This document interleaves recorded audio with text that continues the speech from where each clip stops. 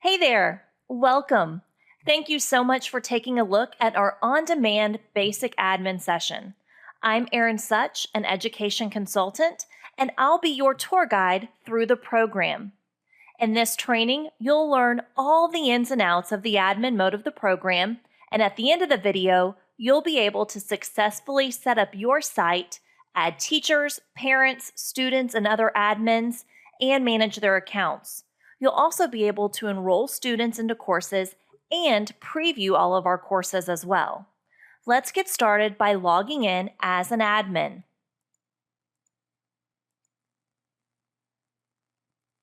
Now, once you get logged in, you'll be brought to our home page. Now, at the very top of your screen, you're going to see a navigational tab bar. This is going to be your means of transportation through the program. We try to make it very intuitive, so if you need to check on your students, you can go to your Students tab. If you want to check on their grades and how they're performing, you'll go to the Gradebook tab. There are 3 tabs that are exclusive to an admin login. So those are 3 that we're definitely going to cover during our session today: the School Settings, the Teacher Admin, and the Parents tab.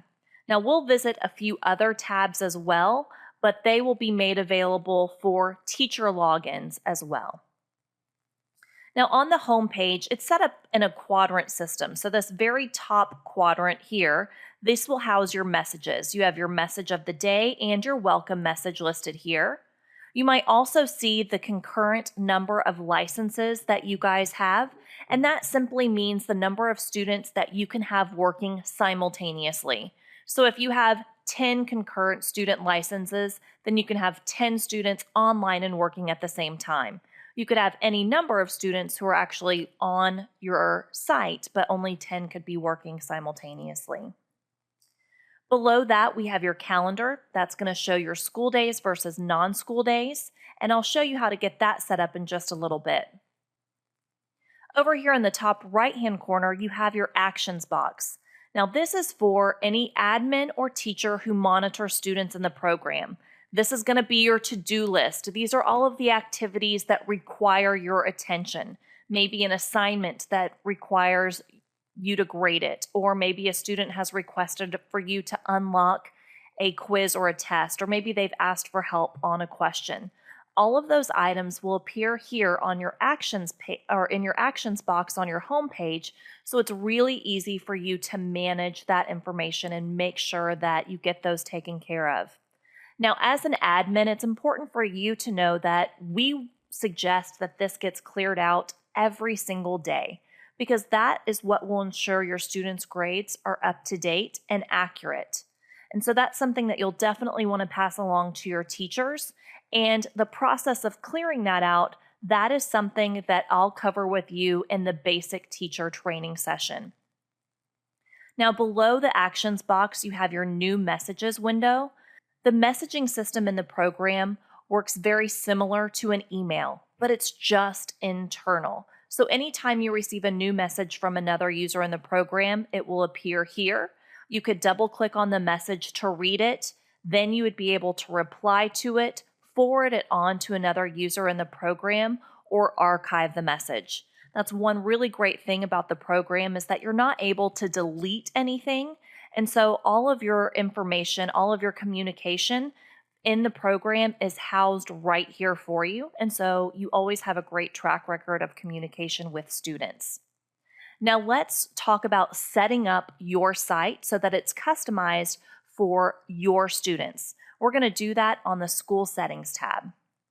Once you get to the School Settings page, there are a series of sub-tabs that will help us customize your site so that it suits the needs of your students, that it falls in line with either your district, your parish, or your school standards. That first tab is Messages and Display. It's very easy. You can set up the name of your school here, your welcome message. This will appear on the home page in a boldface font, and then your message of the day. This again will appear on your home page in a normal typeface. Now, of course, you don't need to change this every single day, but you have the option to do so. Only admins in the program are going to be able to change the messages on your home page. Once you've put in the information, you're going to go ahead and click on Save, and then you're going to hop over to the Thresholds and Weighting tab. Now on the Thresholds and Weighting tab, you'll be setting up the percentages you want your students to achieve on activities in order to move on to the next assignment in the course. The great thing about these thresholds is we're going to set up the default here, but keep in mind that each of these thresholds will be able to be individualized either at the student level or when you put the student into a course. So these are going to be your initial default settings that you can customize on an individual student basis down the road. Now, the first set of thresholds we want to talk about are these CRX pass thresholds. Now, anytime you see the letter CRX, I want you to think of them as our code letters for credit recovery mode. It's a mode in the program where you can put a student into a course that runs in credit recovery mode. For that course, they will get a pretest at the beginning of every single unit. If they achieve the threshold that we have in place here, they test out of that unit's worth of content and they move on to the next pretest in the next unit. If they're not successful on the pretest, the program will automatically assign them the lessons, quizzes, projects, and a test for that unit. And then once they've completed the test, they will move on to the next unit's pretest, where they have another opportunity to challenge the content. Now, while we're talking about CRX mode, I want to draw your attention down the page just a little bit to Flex CRX. This is a feature that can run in conjunction with a course that's in credit recovery mode. And when you activate this box here, the program will only assign lessons for the questions the student answered incorrectly on the pretest. So if they fail the pretest, the program will only assign the lessons in the unit for the questions the student answered incorrectly. Now, this is going to help a student who really is truly trying to regain credit move through a course more quickly if they're able to show mastery on certain concepts. Now, when you activate that Flex CRX, it automatically activates Flex Skipped. And what Flex Skipped will do is if your teachers or you decide to skip an assignment in a unit, any questions related to that assignment are going to be removed on the assessments for the course. And I want to highlight this last sentence here. It says, for an enrollment in credit recovery mode, this feature will only work for quizzes. And the reason why is because we want every question that potentially was asked on the pretest, we want that same content to be assessed on the test at the end of the unit as well. That way you have a great academic comparison between the pretest and the post-test. So no questions will ever be skipped on a post-test or end-of-unit test for a course that runs in credit recovery mode. Now let's go back up and talk about the remaining thresholds. The first one is the lesson pass threshold. This is the number or the percentage that you want your students to achieve on lessons in order to move on to the next assignment in the unit. It goes hand in hand with the max number of attempts. This means that your student is going to have 2 opportunities, because that's what I have here. You can set it to whatever number you feel would be appropriate for your students. They have 2 opportunities to achieve a 70%. If on their first or second attempt they earn a 70, great. They take the grade and they move on to the next assignment in the unit. If on that second attempt they do not achieve a 70, they take the score they earned on their last attempt and they still move on to the next activity in the unit. Now, we call this the max lesson attempts, but truly that's just the max automation in the program. The program is going to give them 2 attempts. I want you to keep in mind that you or your teachers will always have the ability to reassign a lesson, quiz, or test, or parts of it if they feel like the student needs another opportunity to be successful. Now you have the opportunity here to block lesson progress. And what this will do, if you activate it here, When a student is not able to achieve a 70% in 2 attempts, it blocks the student from progressing in the course. They cannot work on any other activities until the teacher intervenes. So this gives your teachers the opportunity to find out what might be going wrong, where the student is struggling, and intervene and make some adjustments there. Now, that is something that you could turn on here at the global level, or you could leave it off here, and that's something that you can turn on an individual student basis down the road if you feel like some students need that extra support. The quiz threshold and test threshold work in the same fashion. The number of attempts, I recommend you guys leave those at 1. And the reason being is that if a student fails this first attempt, the second attempt is immediately assigned to the student. And so I don't feel it gives your teachers the opportunity to intervene and say, hey, you know what?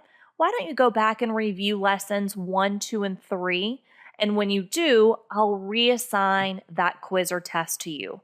So just on personal preference alone, I like that it gives your teachers a little bit more opportunity to decide when the student takes that second attempt. Again, if you feel like the student deserves it, or if they need that second attempt. Now let's go ahead and move on down to the weighting scale. There are 4 activities that make up Odysseyware units: lessons, projects, quizzes, and tests. These just need to add up to 100%. And again, these are going to be your initial default settings, and these can also be changed or individualized at the student level or when you go to put the student into a course. So like the district where I worked, our language arts department had a different weighting scale than our math department. So when I go to put those students into each of those courses, I would be able to adjust the weighting scale to reflect whatever was the appropriate weighting scale for the department. This can either stay at the default, which is 25 for each of the 4 categories, or you can adjust it so that it falls in line with your district, parish, or school weighting scale. This is how the unit average is calculated, and then all of the unit averages will be averaged together to give the student their overall course score. Make sure that you click on Save here to save any changes that you have made, and then you'll want to move on to the next tab, which is Permissions. Here, we'll set the global permissions for your site. Now, before we start talking about each of the individual permissions, I want to let you know that if you check a box on this Permissions tab, then it activates the permission for your site. And once a permission is activated, you can decide who has the permission and who does not. So once it's turned on, you can decide if it stays on for some users or is turned off for others. Now, if we leave a box unchecked here, that deactivates the permission on your site, and nobody will have the permission until an admin comes back to this tab and activates it again. So once it's activated, you can decide yes or no. If it's deactivated, it will always be no.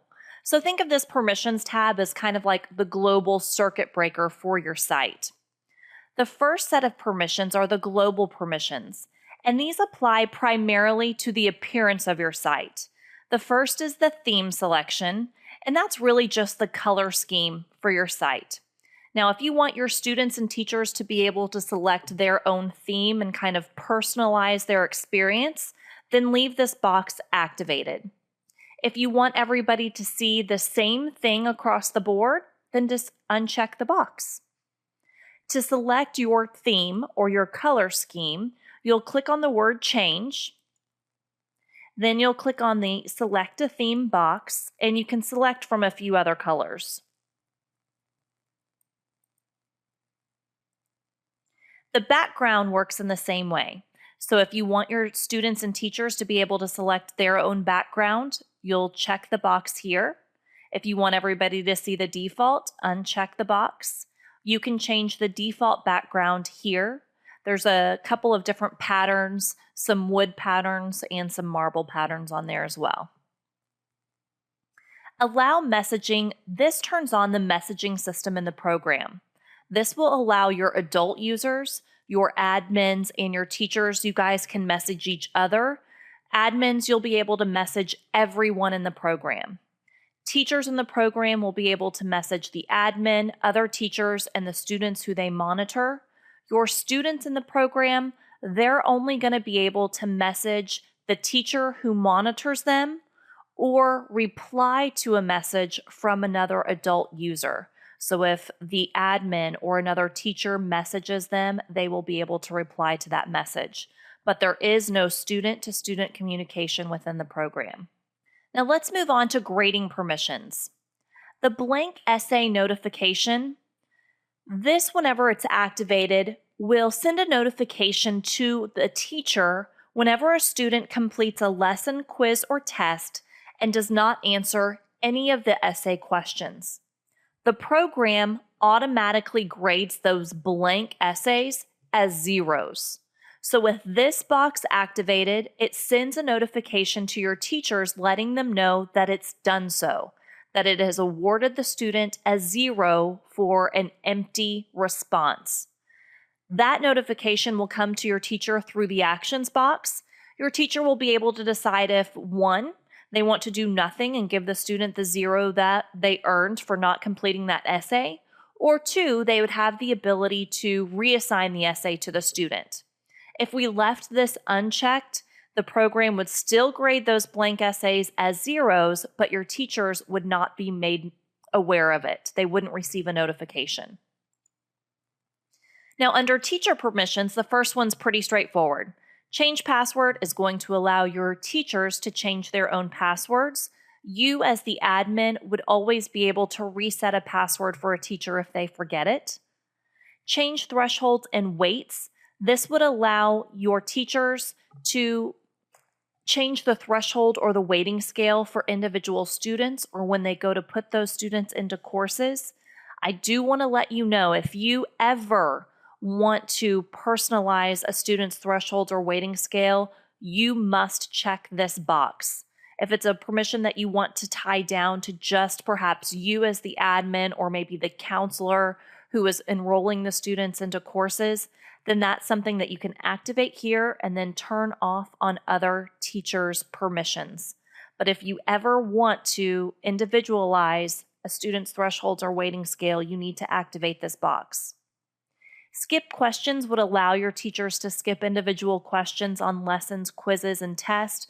It's a great way to modify for students who might have an IEP that states that they have a reduced number of questions on assessments. It would allow that teacher to go in there and skip the questions as necessary for the student.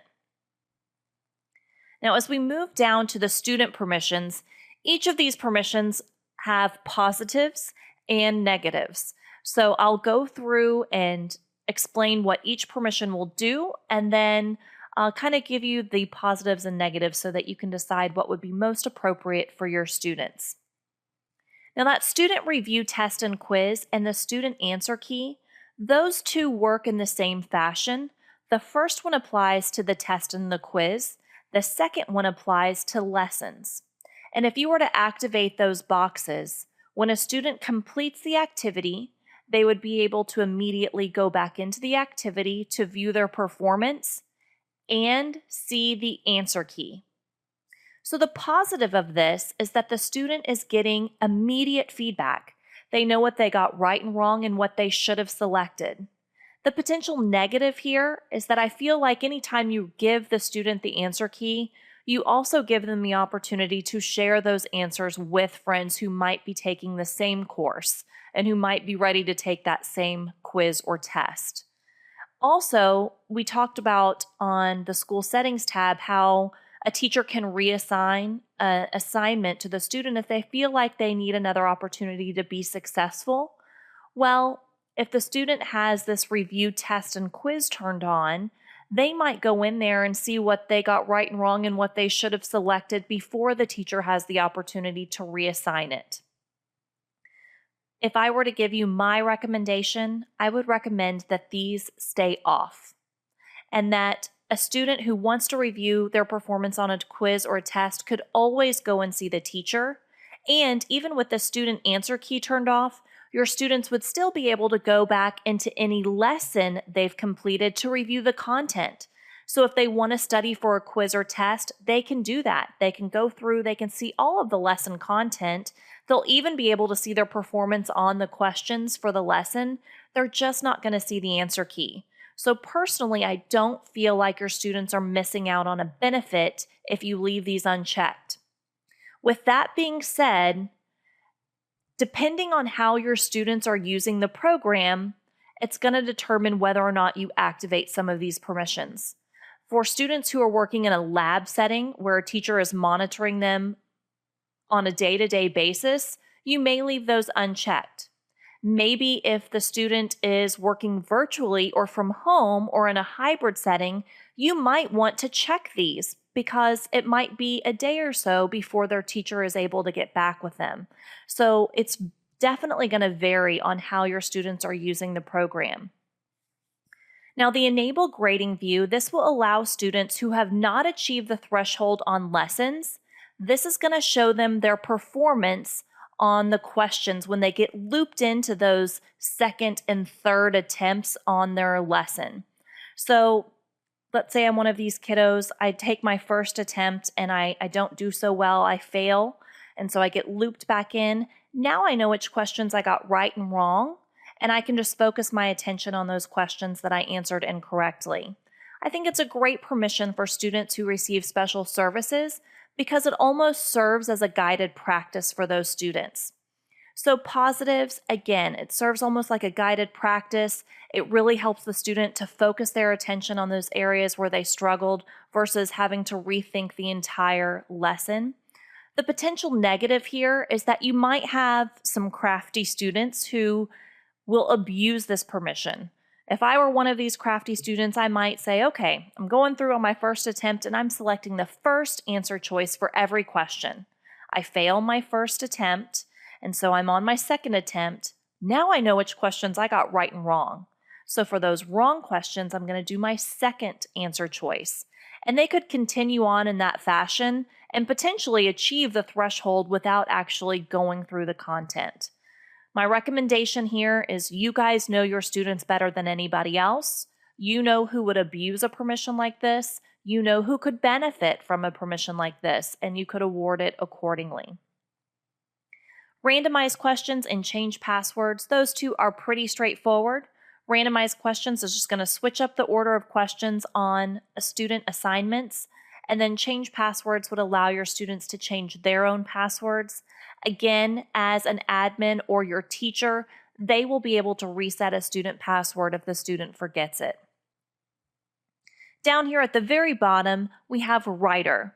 Writer is a writing process tool that encourages your students to edit and revise their written work before submitting them to their teacher. So hopefully your teachers are going to receive your students' best effort versus their first attempt. There are two settings that can be activated for Writer. The first is the spelling and grammar. And this would work like a spelling or grammar check in a word processing tool. So once the student submits their essay, they will see red and blue underlines underneath the words. If they right-click on a red underline, which would indicate a spelling error, they would get the suggestions for corrections and be able to make the appropriate adjustment. The same would be true for the blue underlines, which are the grammar suggestions or grammar errors, where they could right-click and see what the grammar error was. The scoring setting will give your students some feedback about critical components of their writing. It'll let them know whether or not they've met or exceeded the required number of words for that essay. It'll give them information about whether or not they're writing at their grade level, the readability level of their essay, and also whether or not they're staying on topic. Based on that feedback, we're hoping that your student will go back and edit and revise their work. Again, so your teacher gets their best effort versus the student's first attempt of that essay. Again, at the bottom of this page, you're going to want to click on Save to make sure that all of your settings that you have in place here and all of your permissions are saved. Now let's head over to the Archive tab. There are 3 statuses in the program: active, on hold, and archive. And I think it's important for you to know the difference between these statuses because I feel like it will help you make a more informed decision about the grace period that we will set on this page here. The first status is active. That's going to be your users who are currently working in the program, students who are working in their courses, teachers who are monitoring students. An active enrollment is a course that's open and available for the student to work on. The next status is on hold. An on hold user would be someone who's temporarily not working in the program. So this might be a teacher who's on medical leave, or maybe a student who was relocated to another campus temporarily, or maybe it's a student who needed to regain credit their freshman year, did just fine during their sophomore year, but needs to regain credit for another course come their junior year. In the meantime, they would be placed on hold. An on-hold enrollment would simply freeze the course and all of the work that the student has completed thus far. Then when you activate the course again, they could just pick up right where they left off. This comes in really handy if you have a student who's enrolled in 2 courses at the same time, maybe math and language arts. They love their math course, not so crazy about language arts, and so they spend all of their time in math. Well, you could place the math course on hold temporarily and force the student to get caught up in language arts. Once they are, you could activate the math course again and they could pick up right where they left off. The last status is archive. An archived user is someone who will never, let me reiterate, never with big, bold capital letters underlined 3 times with flashing lights, never use the program again. So a good candidate for archiving would be a graduating senior or perhaps a teacher who's retiring, someone who is likely to never use the program again. The reason why is because it's a permanent status. And when I say permanent, I mean that when you go to change the status of a user from active to archived or on hold to archived, it initiates a grace period, which is currently set at 28 days. That's the default, which means I have 28 days to bring that user back to an active status or on hold status before it becomes permanent. And once it's permanent, I won't be able to activate that account again. I won't be able to use the student's username or the teacher's username again. And I'll only be able to access records for the student via the Reports tab. And there I'll be able to see how the student performed on every single activity. The only thing I'm not going to see is how they answered each individual question. So you will see their grades on every single lesson, quiz, project, and test. You just won't see how they answered each individual question. Think of the archive as your virtual file cabinet. When a student completes a course, you would want to archive it. Or if they drop the course, or maybe it's a mistake in enrollment. You enrolled them in English 1 and they really needed to be English 2. That would be another instance where you would archive a course. Now, the program will never auto-archive a user. They will never auto-archive a user. The program will auto-archive an enrollment if the student has not accessed that course in 52 weeks. So after a year, it will archive the course, which will initiate the grace period. That grace period as the default came in at 28 days. You can move it anywhere between 1 and 300 days. And then if the course or the user is still within that grace period window, you can always bring them back to an active or on hold status. Now, one question that always comes up is, Erin, what happens if I archive a student, let's say they moved away, and then surprise 2 years later they come back and they need to work in the program again? Obviously, their grace period has expired. What do I do? Well, it's simple. You'll just create a new account for the student. You could even go back and look at what the student was enrolled in and where they left off. And if you wanted to, you could start the student exactly where they left off. So there's always a way to work around it. Like I said, just think of the archive like your virtual file cabinet, because you do not have the ability to delete student profiles or the courses that they've been enrolled in. So the archive is your best friend. It takes care of all of that information. It houses it here for you, so you can always go back and look at all of the students who have worked in the program and their performance. So the archive is a good thing. Don't be scared of it. And if you are a little afraid of it, just bump your grace period up to 300 days. Let's move over to terms. On the Terms tab, you're setting up time frames for either reporting and, most importantly, for your students to complete their courses. Because when you enroll a student into a course, you also assign it a term. That term is what will determine the student's pacing schedule and let them know what they need to complete each day. So a lot of our campuses will create a full year term, like I have here for 2013 and 2014. And then they might also create semester terms for the fall and the spring.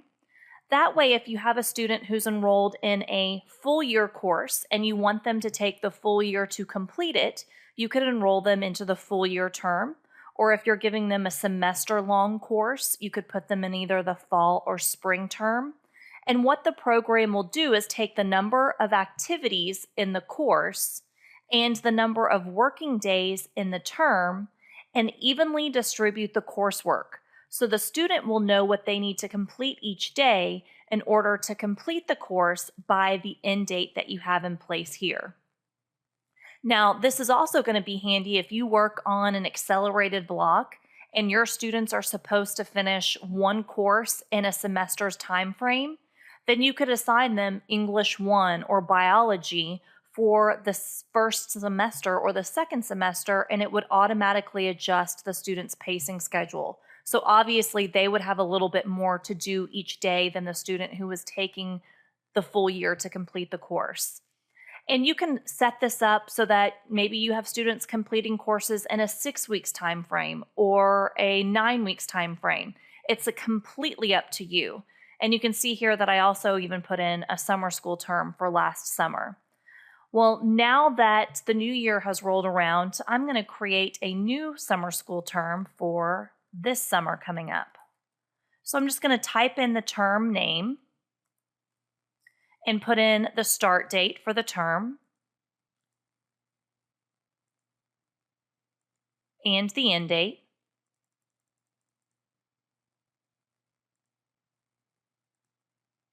If I'm ready to start enrolling students into that term, I can mark it as enrollable, and then all I need to do is click on Add Term.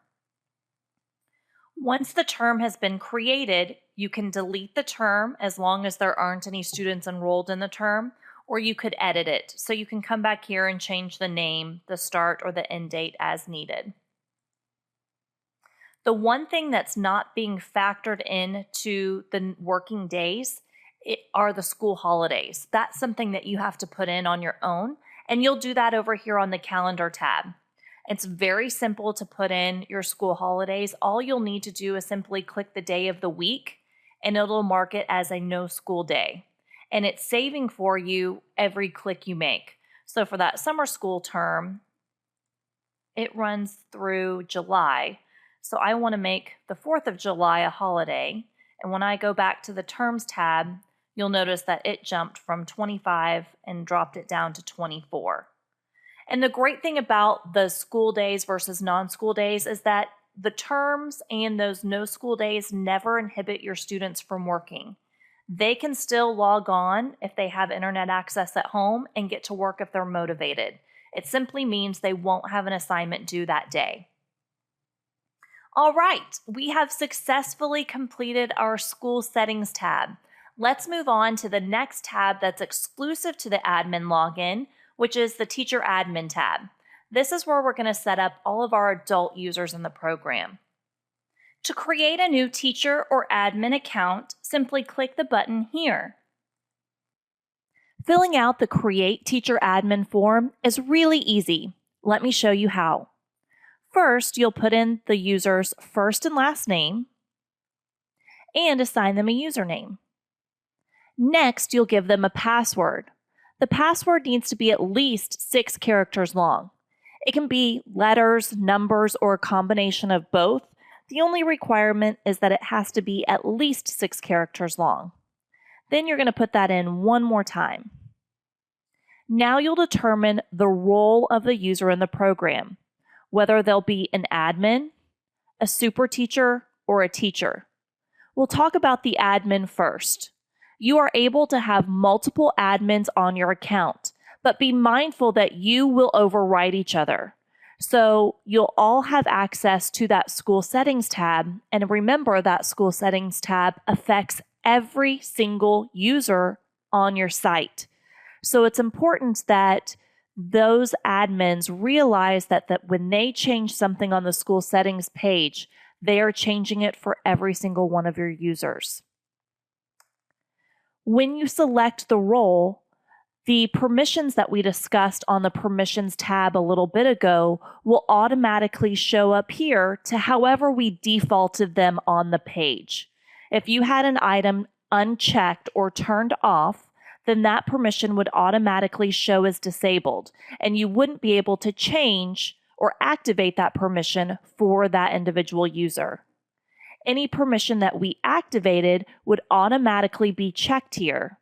Once it's turned on for the user, you can always uncheck it. So if you don't want the user to be able to change a student's thresholds or weighting scale, you could uncheck the permission for that user. Now with an admin, you only are dealing with these 3 permissions. But let's talk about a super teacher or a teacher for a little bit. The only difference, or the primary difference between these 2 roles, the super teacher and the teacher, is who they see in the program. A super teacher will have access to see every single student who's enrolled on your site. A teacher will only be able to see the students who they monitor in the program. So let me give you a good example. Perhaps you're a school in a district that has multiple schools that are using your site. A super teacher would be able to see students from every single campus because they see your entire student population. A teacher would see just the students on their campus who they monitor in the program. That is the primary difference between those 2 roles. The permissions that these 2 roles can have are identical. When you change the role to super teacher or teacher, a couple of other permissions come into play. The first is student maintenance. This will allow the teacher to edit a student's profile. So they'll be able to go in and make adjustments to their name, their password. They could reset the password if the student has forgotten it. They could also grant or take away permissions that a student has earned or has abused. The add students would allow that teacher to add new students to your site. Assign courses would allow that teacher to enroll students into courses. Create and edit courses allows the teacher to edit and create custom courses on your site. And then the remaining permissions are ones that come from the permissions tab. And again, they default back to whatever we set up on the permissions page. So again, anything that was turned off would automatically show as disabled. Anything that was activated would automatically be turned on. And again, you could remove those permissions if you wanted to for the user. When you're finished, all you'll do is click on Save, and then that user will be added to the list here. Let's talk through the other things that we see on this table here. We'll start on the left-hand side. Under the online column, you'll be able to see when a user is online. Their icon will be illuminated blue. Whenever their icon is illuminated blue, you're able to click on it, and you could manually log a user out. You probably wouldn't necessarily do this with a teacher user, but you're going to see the same setup on the student screen in just a little bit. So know that you're able to do that there as well. Under Login Enabled, this lets you know if the user has access to your site, if it's turned on. You could disable a user's account by checking the box next to their name and then clicking on the Disable Login button. This will just temporarily turn off their access. Again, something you probably wouldn't do for a teacher or an admin user, but you'll see it again on the student's screen, so you'll be able to follow the same process for students as well. To bring them back with an enabled login, just check the box next to their name again and click the Enable Login button. Under the status column, by default, we're going to see all active teachers and admins in the program, but you can also see any on hold or archived teachers as well. Remember, think of that archive as your virtual file cabinet. Under first, last, and username, these are smart search fields. So as soon as you start typing in a user's name, the list would automatically filter to just show those results. You can edit a teacher or admin profile by clicking the edit link next to their name. You'll be able to change anything on this form that we put into the system whenever we were creating that teacher or user in the program. This is also where you would come to change their user status. So if you need to place that teacher on hold or archive them, then you could do so by changing the drop-down menu. A great feature of the program, whenever you place a teacher or an admin on hold or archive them, the program runs a quick search to see if that teacher monitors any students in the program. If they do, you'll be prompted to assign them to another teacher in the program. That way, you ensure that no student is ever left unmonitored. When you do select archive, it lets you know what number of days you have in your grace period. And the last link on this page here, the enrollments link, this will take you over to the course enrollment tab, and it runs a quick search for all of the courses that that teacher has monitored and for every student that teacher has monitored. Now it's pulling all enrollment statuses, and because I used Aaron Such, that's the account that I use most frequently, I'm going to have a lot of information on this page here. Your teachers probably wouldn't have quite this much, especially right in the beginning. So there's my first student that I monitored, and these are all of the courses that they took over time. But that's what the enrollments link will show you. So heading back to teacher admin, we have successfully wrapped this tab here. I also want to point out that by default, you're going to see 10 adult users, either teachers or admins in the program at a time. You can select to see up to 30 and then use the arrows down at the bottom to page through. All right, let's head over to the Students tab. Now here, this is where you'll come to create new student accounts for your site. So you'll start by clicking on the Create Student button. And now we'll fill out this Create Student form. Again, you'll put in the student's first name, last name, and assign them a username and give them a password. You're going to put that password in one more time. The password rules for the teacher admin page apply here as well, at least 6 characters. For student ID and campus ID, these two are optional fields. You don't have to put anything in here, but let me tell you that it's such a great way to sort and differentiate between groups of students. So you could plug in their student ID here if you wanted to, and perhaps their campus ID. If you're using the program at multiple campuses, you could have, ES for elementary and MS for middle school and HS for high school. But if you are a campus who is using the program just at your one location, then I encourage you to use that campus ID as a different way to differentiate between groups of students. Maybe you could plug in their graduation year, and that way you can sort and filter based upon the student's graduation year. So you can run a report just for your seniors. You could take a look at a certain group of students and disable their logins all at one time if you needed to.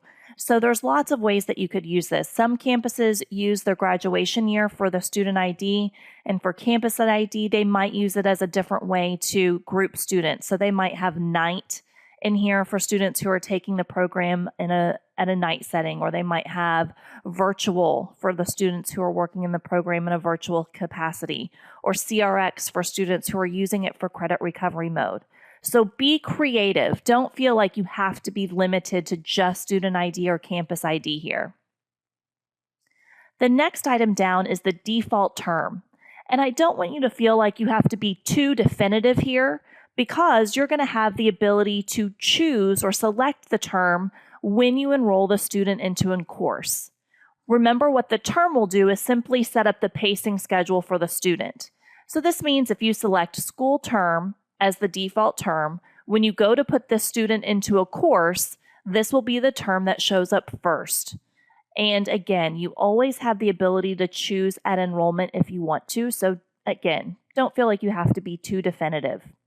Now, if the student has a special circumstance and they need to finish courses in an abbreviated time frame, you could put in their own custom start and end date if you wanted to.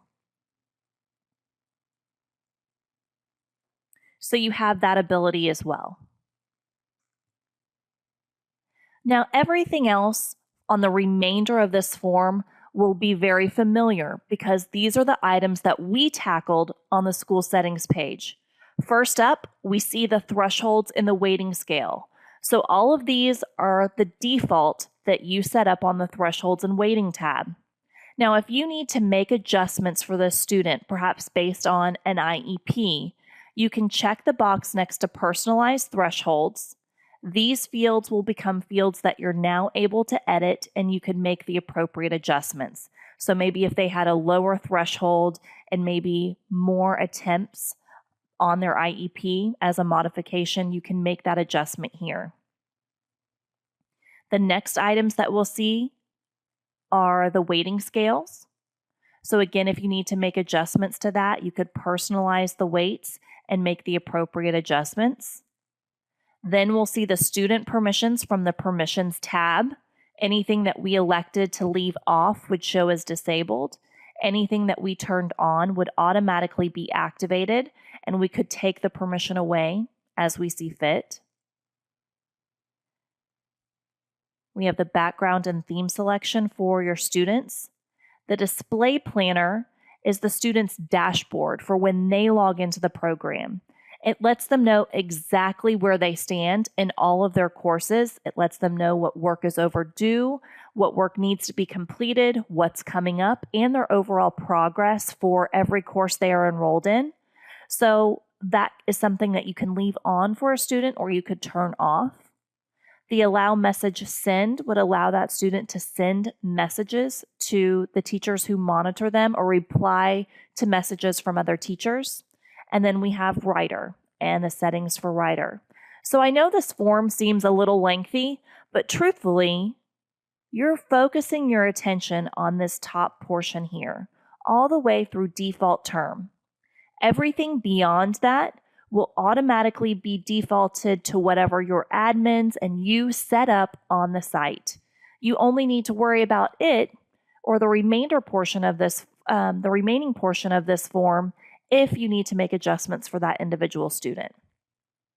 Once you've completed the form, you'll click on Save, and that student will be added to this list here. Now let's talk through the rest of the table here. You're also able to import students if you need to. What you'll do is click the Import Students button. You're going to download this template, which is an Excel spreadsheet.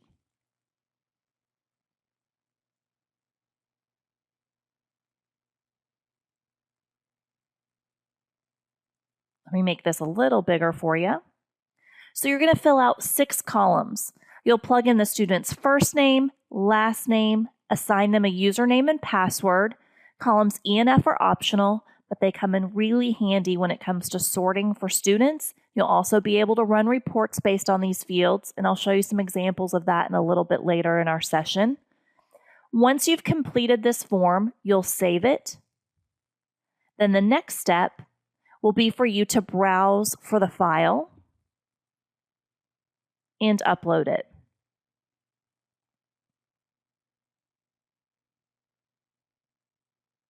Now on this form here, what we're doing is setting up all of the permissions, the weighting, and the thresholds for this entire group of students that we have put on that upload form or that import form. So if I scroll down to the bottom, you're going to see my table. That's my Excel document that I had in there, my spreadsheet. And one cool thing about the program is that it's going to run a search for any duplicate usernames, because usernames have to be unique. So you can change them here. I already have student 1 in there, so I could add a 1 if I needed to, and so on, so that these student usernames are new and can be uploaded to my site or imported to my site. For all of those students, you're going to set the permissions. So again, anything that was automatically turned on is going to be checked for you. Anything that was turned off would automatically be turned off. You can activate what you want to for those students. You can make adjustments to the thresholds. You could set up the default term for these students. And then you're going to select all of them and click on Submit. When you do that, all of these students will be added to your list here. You can import up to 500 students at one time, but I encourage you to be careful if you have a per student license versus a concurrent license, because each one of those students is going to take up one of your per student licenses that you have purchased. Now, if you're an admin who monitors students in the program, when you come here to the students page, you're going to see all students. But if you just want to see the students who you monitor, you could click on My Students, and then you'll just see the one student who you monitor, or the group of students who you monitor in the program.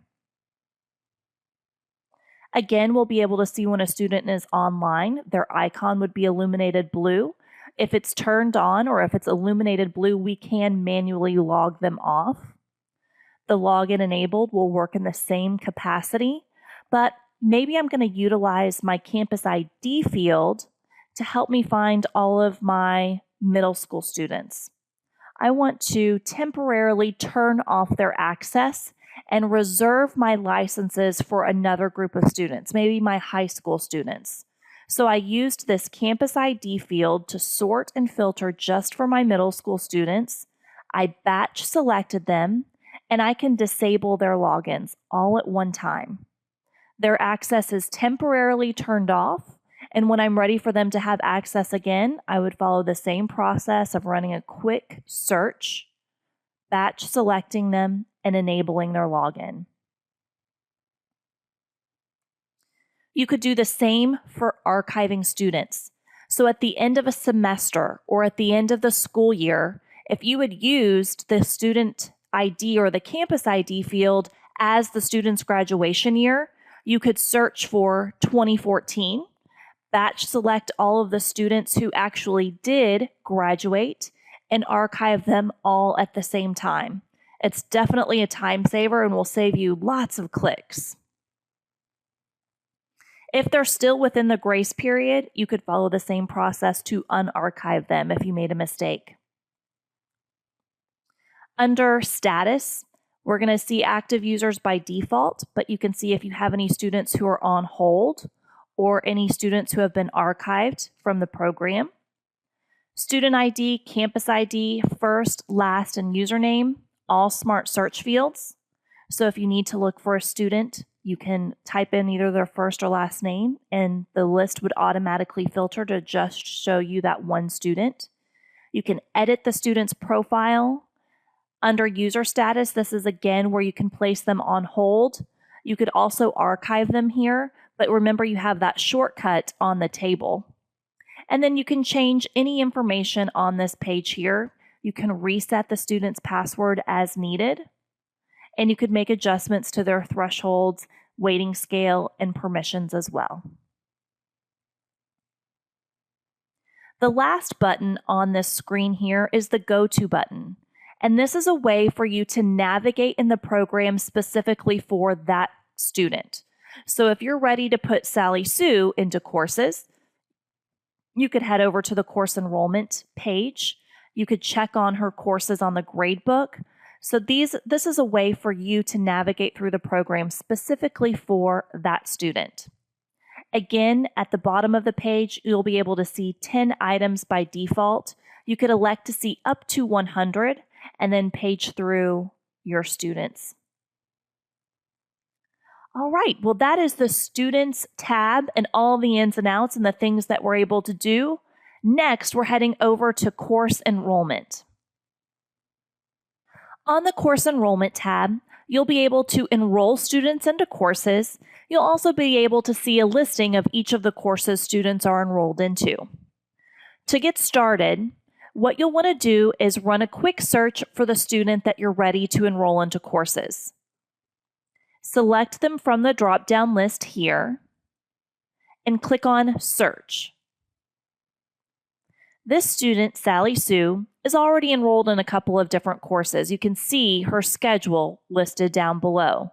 If this is a brand new student in the program, they wouldn't have any courses listed here just yet.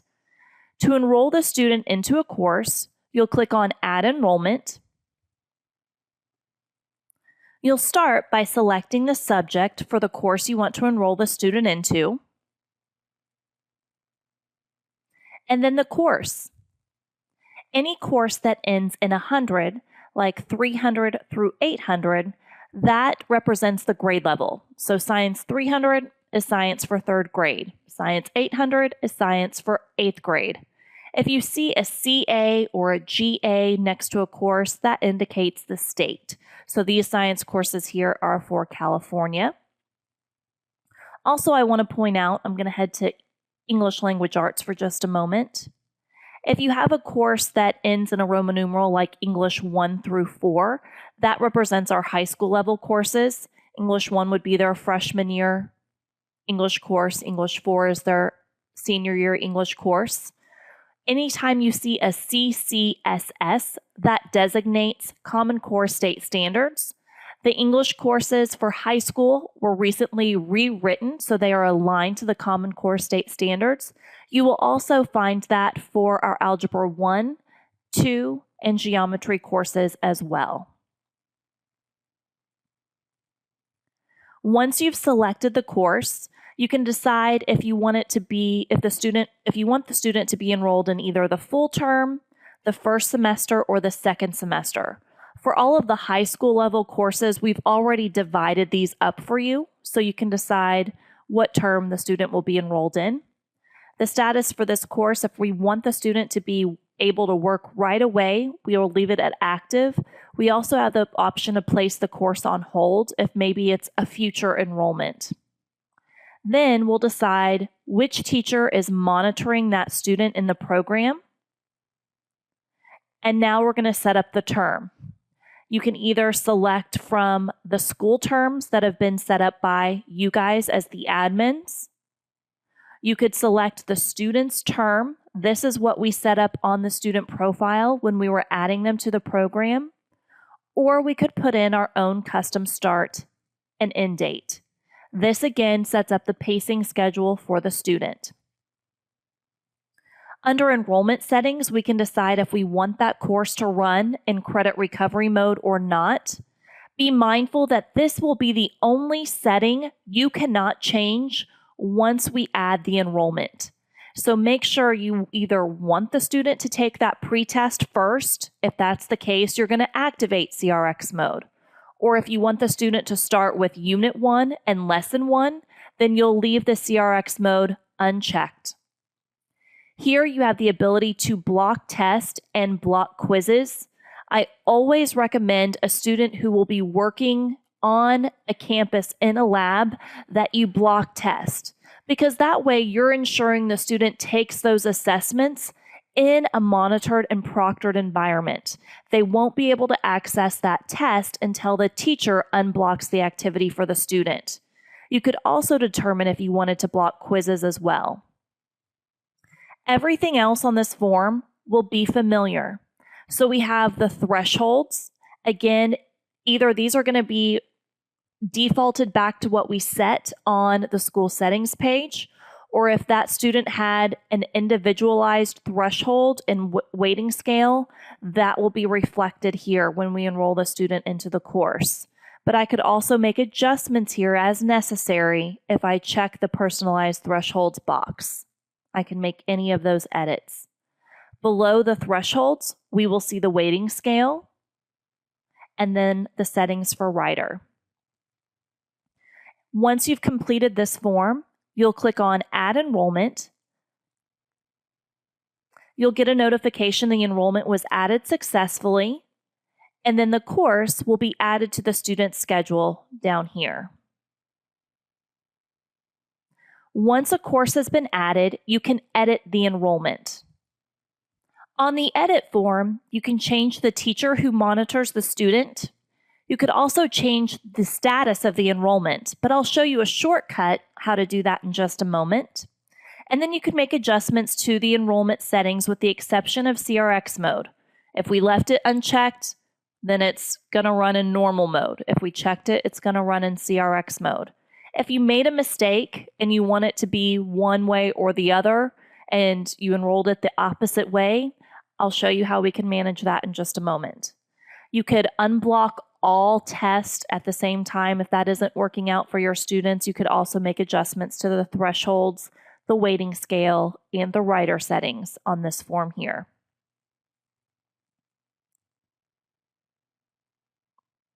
Now, the shortcuts for changing the status for an enrollment are listed right here for you.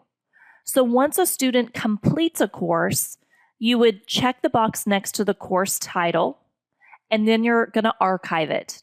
Remember, you're sending it to the virtual file cabinet. You'll get a little pop-up here, and it's going to ask for you to select a reason code. If the student completed it, if it was incomplete or the student dropped it, or if it was a void enrollment. And this would be the instance where maybe you put it in credit recovery mode and you really want it to be in normal mode. Just select the void enrollment. It's like for mistakes. You are able to run reports based on these reason codes. And this is a great habit for you guys to get into. As soon as a student completes the course, run the necessary reports to turn into counselors or whoever needs the information, then archive the course and mark it as complete. Down the road, you'll be able to run a report for archived courses with a reason code of complete, and it's a great way for you to show when you awarded credits to a student and a way for you to keep track of the successfulness of your the success of your program.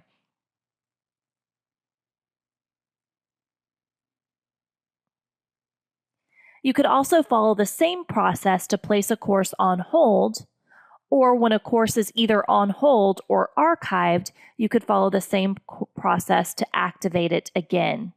And in order to see on hold or archived courses, you're just going to change the enrollment status in the search box. So you can see right now I'm looking at all active courses. If I wanted to see any courses that Sally Sue had on hold, I'm just going to modify my enrollment status and take a look. I could activate any one of these courses that I wanted her to continue working on by following that same process. Now, the last button on this page here is the reschedule button. And this is a way for you to reset a student's pacing guide. I think it is probably one of my favorite features in the program because it really does allow you to customize the terms and the pacing schedule for the student. Some students are going to fall behind for whatever reason. They either just aren't staying up on pace, perhaps they've been sick and they don't have internet access at home. Whatever the case may be, you can come here and reset their pacing guide. You would just select the courses that you want to reschedule, click the reschedule button. You could either select the same term the student is enrolled in, or you could select a new term. And what the program will do is take the number of remaining activities in the course and the remaining number of working days in the term that you've selected, and redistribute the coursework. So the student won't have any more overdue work. They will just have maybe 1 or 2 assignments more to do each day in order to get them back on pace and complete the course by the end date that you have. Maybe it's an instance where a student gets to the end of the semester and they weren't able to finish the course. You could even put in a custom start and end date that says, okay, I'm going to give you 2 more weeks to complete this course. And it'll take the number of remaining activities in the course and the number of working days in this custom term and redistribute the coursework, giving the student a new pacing schedule. Pretty cool, huh?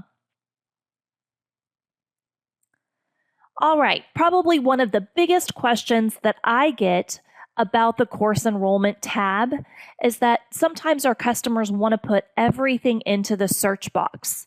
They'll type in the teacher's name and select the subject and the course that they want to enroll the student into.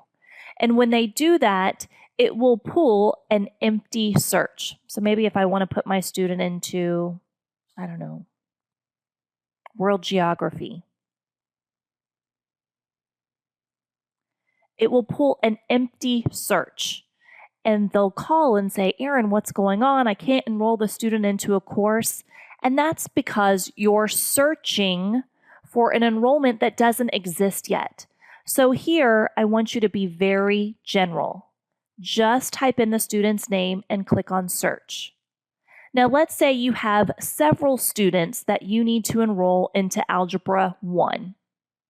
Once you have one student who's enrolled into the course, you could select to view by course and then run a search for Algebra 1.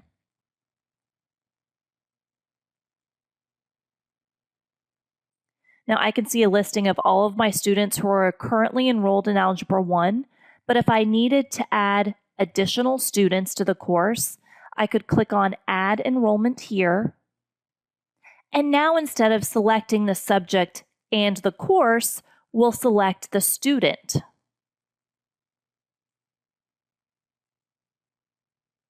This will save you a couple of steps, so it comes in handy if you have to enroll several students into the same course. Saves you a couple clicks each time.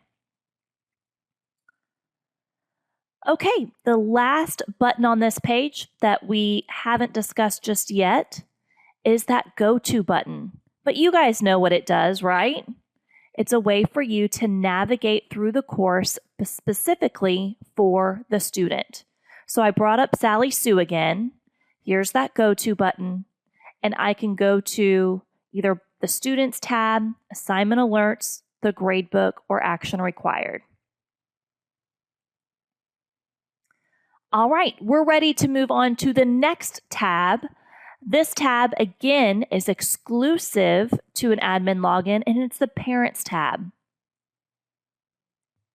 On the Parents tab, you'll be able to create and manage parent profiles. To create a new parent profile, click the Create Parent Profile tab. Put in the parent's first name, last name, and their email address. They're going to be the only user who accesses the program using their email address. Then you'll start typing in their student's name. Select them from the student drop-down box and click on Add. You'll see that their name is added here. And if that parent has multiple kiddos, then you can add in a few more. If you made a mistake, you could remove them clicking the link here. Then you'll want to click Save. When you click on Save, you'll be taken to a page where it prompts you to review the information, and there's a button that says Send Confirmation. When you click the button, the program sends the parent an email inviting them to your site. It gives them instructions on how to set up their own password and asks them to confirm the students that you've assigned to the parent. Now here on the parents table, you can see if their login is enabled or disabled, their status, whether or not they are confirmed or unconfirmed. A confirmed parent is someone who has logged onto your site and confirmed the students that you've assigned to them. Unconfirmed means they have not logged onto your site yet. You'll see the parent's first name, last name, and their email address. You'll also see the number of students they monitor in the program. For each parent, you're able to edit their profile. So you could add more students or remove a student who has graduated from the program. If a parent ever calls and says, you know what, I forgot my password, no worries. All you need to do is click the reset password link next to their name. The program will send the parent an email giving them instructions on how to reset their password. The same is true for send confirmation. So if you have a parent who says they never received the email or the link is no longer active, just click the send confirmation link next to their name. The program will send them another email giving them the link to your site and instructions on how to set up their password. Now let's take a quick minute to go into the parent mode of the program so that you can see what a parent will see when they log in. Their homepage looks very similar to ours. They have the welcome message and message of the day over here and the calendar as well. They're also going to see a table for the students they monitor in the program and the courses the student is taking. If they want to see the teacher who monitors the student, they can click on View Student Courses. On this table, they'll be able to see the teacher who monitors the student. They also see everything they saw on the homepage, the course, the progress the student has made. This is the percentage of completion for the student in the course, and this is their average so far. If the parent monitors multiple students, they can select from the students drop-down list here. Now, when we go to View Student Assignments, the parent will be able to see how the student is performing on individual activities in that course. So again, if they have multiple students, they could select them from the student drop-down list. If the student is enrolled in multiple courses, they could select the different courses from the courses list. So this lets the parent know how the student is performing on every single activity. They will know if the activity has been completed, when it was due, when it was actually turned in, so they know if the student is on pace or if they're falling behind. They'll see the score the student earned, and then the status of the assignment. If it was graded, if it was something that was skipped either by the teacher or by the program. If it's assigned, this is something that is open and available for the student to work on. Again, the parent's going to see 10 items at a time, but they can elect to see up to 30. And again, use those arrows down at the bottom to navigate.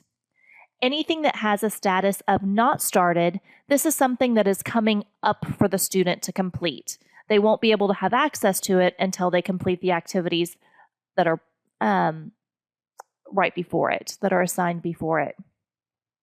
And that is all the parent has access to. They only get a read-only view of the student's performance. They can't click in this lesson to see the content. They can't click the quiz to see the questions or how the student answered. They just see the scores the student earned. The parent can also print out this information if they need to. And while we call it the parent mode of the program, it's really for anybody who needs a read-only access of a student's performance in the program. So we know that that's not always the parent. It could be grandma, grandpa, aunt, uncle. We've even had schools put in counselors as parents, even juvenile justice officers. Anybody who needs to keep track of how a student's performing in their courses in the program. Now let's take a look at the Reports tab. There's one report that I want to run through with you during the admin training because it is exclusive to an admin login or a super teacher login.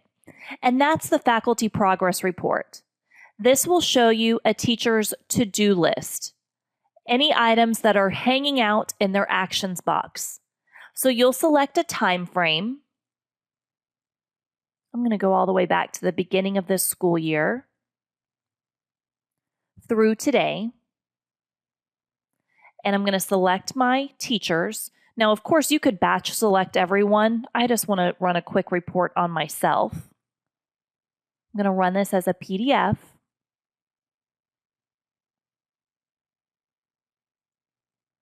On this report, you'll see if the teacher is current or not current. And I can go back through and see all of the action items that are hanging out in this teacher's actions box. And I can see when these items came in. And anything that shows manual grading, that's really going to draw my attention because that's something that affects the student's grade. And so, this isn't a gotcha in any way. It's just a way for you to see if your teachers are keeping up with the grading that needs to be done to ensure your students' grades are up to date and accurate. So for this particular teacher, which is me, then I would make sure that the admin, you go to that teacher and you say, hey, I noticed that you still had some action items hanging out in your actions box. I want to remind you to make sure you get those cleaned out as soon as possible because that truly affects all of our students' grades. So again, not a gotcha, it's just a coaching opportunity. Now let's head over to the Courses tab. When you get to the Courses tab, you're going to see all courses. That means all Ignitia created courses and any custom courses that have been created on your site. All standard are all the Ignitia created courses. Custom are any custom courses that have been created by users on your site. My courses are the courses that you have authored. And archived are any courses that have been archived and are no longer available for enrollment. I'm going to click back to all standard. And what I really want to show you here is that you guys have the ability to preview any one of these courses. So I personally like to view the courses in alphabetical order, so I always click on the course title, and then Alabama State History and Algebra 1, those are right at the top where I think that they should be. Now here under the Actions column, you're able to preview any one of these courses. Just click the eyeball icon. Now you can see all of the units that make up the course. To open the unit, click the triangle next to the unit title, and then you can preview any one of the activities, lessons, quizzes, projects, or tests. And you'll be able to see exactly what the student will see whenever they're going through that lesson or activity. These little tiny tutors, unfortunately, you're not going to be able to hear them because I have a headset on, but you'll be able to preview the majority of the media elements here as well. Again, you're not going to be able to hear the audio, but you guys, whenever you preview it on your site, you'll be able to hear that audio when it comes through. It's taking that just a second to load. Oh, there it goes.